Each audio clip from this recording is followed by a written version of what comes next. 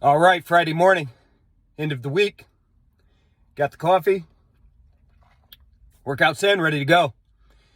Markets are trading higher. Know why? CDC came out yesterday.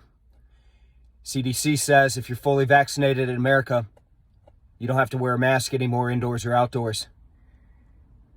Seeing markets trade higher, seeing oil trade higher, seeing the dollar trade lower as we approach the open. Been a wild couple of days. Tech stocks, broader stock market in general, got hammered for 2 days. Bit of a relief rally yesterday. Strength this morning. Retail sales number coming out this morning. We'll see how strong that is. What's the retail sector doing? People out buying stuff. Markets could get moving. Let's finish the week strong. Let's have a good one. I hope everyone had a great week. Hope you got in there. You got some traded some price action. Volatility's back. It's exciting. Have a great weekend. Stay safe. And let's get back after it on Monday. Have a good Friday. We'll see you later.